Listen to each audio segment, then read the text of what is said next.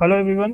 तो हमारा एनालिसिस शुरू करने के पहले ये फ्लोपो बिजनेस न्यूज़लेटर है। इसी न्यूज़लेटर से हम आजकल अपने सारे एनालिसिस करते हैं और बहुत ही हाई क्वालिटी न्यूज़लेटर है।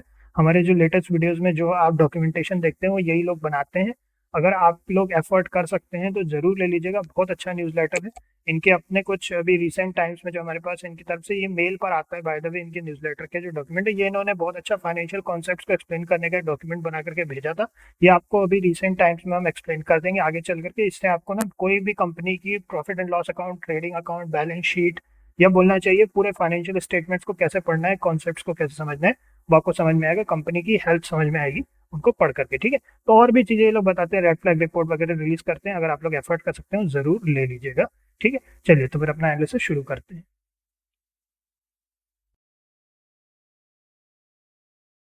चलिए तो फिर शुरू करते हैं।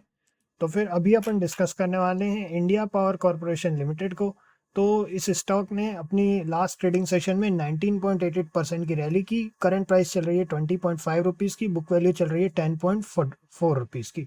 इनकॉर्पोरेट हुई थी 1919 में। ये जो कंपनी है ये power distribution, renewable power generation और स्मार्ट स्मार्ट ग्रिड के बिजनेस में है।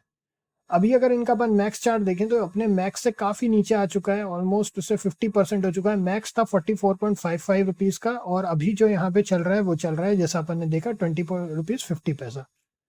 और अगर अपन प्रोज एंड कॉन्स से पहले बुरी खबरें देख लें तो इंटरेस्ट कवरेज रेशियो लो है, कंपनी के जो सेल्स ग्रोथ है वो भी पुअर है 4.49% की, कंपनी का रिटर्न ऑन इक्विटी भी लो है 1.16% का लास्ट 3 ईयर से। प्रोमोटर्स ने अपनी होल्डिंग प्लेज कर रखी है 67.2% की और अर्निंग में इंक्लूडेड है 69.6 करोड़ अदर इनकम।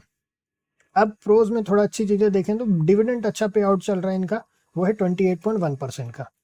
अब अगर अपन प्रॉफिट की बात करें तो कंपनी ज़्यादातर क्वार्टर्स में, ज़्यादातर क्या सभी क्वार्टर्स में प्रॉफिट में रही है। तो अगर अभी इनका लास्ट क्वार्टर का प्रॉफिट देखें तो 3.34 करोड़ का, उसके पहले 3.28 करोड़ का था। तो यहाँ पे सभी क्वार्टर्स में प्रॉफिट है। तो यहाँ पे भी अपने को ओवरऑल प्रॉफिट दिख रहा है 14 करोड़ का, यहाँ पे प्रॉफिट है इनका नेट प्रॉफिट। तो जो नेट प्रॉफिट है इधर भी पूरा नेट प्रॉफिट, इधर भी नेट प्रॉफिट, जो कि बहुत अच्छी बात है। और देखते हैं चलिए अगर क्या है क्या नहीं है। डिविडेंड भी पे आउट हो रहा है उसी तरीके से। बट अगर और देखें कैश फ्लो की बात करें तो यहाँ 5 करोड़ का पॉजिटिव कैश फ्लो, उसके पहले -2 करोड़, उसके पहले -42 करोड़। तो अभी अभी पॉजिटिव हुआ है कैश फ्लो, उसके पहले जो है 4 साल से इनका कैश फ्लो नेगेटिव चल रहा था। अब यहाँ पे पैटर्न की बात करें तो शेयर होल्डिंग पैटर्न नहीं है, तो अपन चलेंगे अपने ट्रेंड लाइन के अंदर और ट्रेंड लाइन के अंदर से देखेंगे। ट्रेंड लाइन के अंदर देखते हैं, चलिए।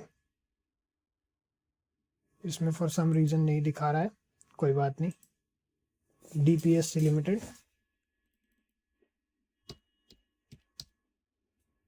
ये रहा। चलिए अब अगर इसमें अपन देखें यहाँ पे तो अपने को यहाँ समझ में आ रहा है कि ये क्या है, काफ़ी बोलना चाहिए रंग बिरंगा चार्ट बना देता है। तो अपन चलते हैं अपने काम का डेटा केवल देखने। दोनों में जैसा पहले भी आप लोगों को बताए हैं, वो शुरू से ऐसा रहता है कि दोनों साइड आपको डेटा सेम ही मिलेगा, बस इसमें क्या है थोड़ा और अच्छे से जमा करके देता है। अगर अपन एक और चीज़ डिस्कस करें कि ये जो management structure and board of director है ये बहुत इंपॉर्टेंट होता है। और किन्हीं ने पूछा था कि इसको कैसे क्या क्या देखना चाहिए कि नहीं देखना चाहिए, क्या company basically in the sense कि कैसे देखना है, ये ज़्यादा एक्यूरेट होगा ये बोलना कि कैसे देखा जाता है। तो ऐसे ही देखना होता है आपको कंपनी की, या तो आप वेबसाइट पे जाकर के भी देख सकते हैं या फिर आप ऐसे ट्रेंड लाइन पे जाएंगे तो आपको ये पूरा यहाँ पे बता देगा, इवन रिम्यूनरेशन तक बता देगा कि ये कितना किसको कितना पे हो रहा है, क्या हो रहा है। ठीक है, तो ये बड़ा इंपॉर्टेंट होता है तो क्योंकि ये कंपनी के अंदर के लोगों के बारे में आपको और बता देता है कि ये लोग क्या कौन है, इनका क्या ट्रैक रिकॉर्ड है वगैरह ये सब। इसको क्या है अपन कॉर्पोरेट गवर्नेंस बोलते हैं। और ठीक है, इसको अपन आगे चल करके अपन डिस्कस कर लेंगे अच्छे से। अभी अगर होल्डिंग की बात करें तो 59.49% की होल्डिंग है प्रोमोटर्स की और बाकी होल्डिंग जो है 40.36% की होल्डिंग वो पब्लिक होल्डिंग है। तो ये है ओवरऑल। अब अगर अपन इधर चले चलें चार्ट साइड में, तो चार्ट साइड में हमने एक व्यू यहाँ पे जो एटलीस्ट कुछ ठीक ठाक लग रहा है वो है 22.30 के ऊपर ही कोई व्यू बनाना सही होगा। उसके बाद अगर मान लीजिए कोई हल्की फुल्की रैली आती है और अगर एक अपसाइड आता है तो 23 रुपीज़, और उसके बाद फिर 24, और फिर अगर और अच्छी रैली आती है 28, और फिर अगर अपने ऑल टाइम हाई की जर्नी अगर इसको करनी है तो ओवरऑल अभी 22 रुपीज़ 30 पैसे के बाद ही हम कोई भी प्लानिंग यहाँ पे कर रहे हैं। उसके बाद ही ऐसा लगता है कि कोई स्कोप है। सो इसमें बस इतना ही है। सो आप लोगों से नेक्स्ट में मिलते हैं। ओके।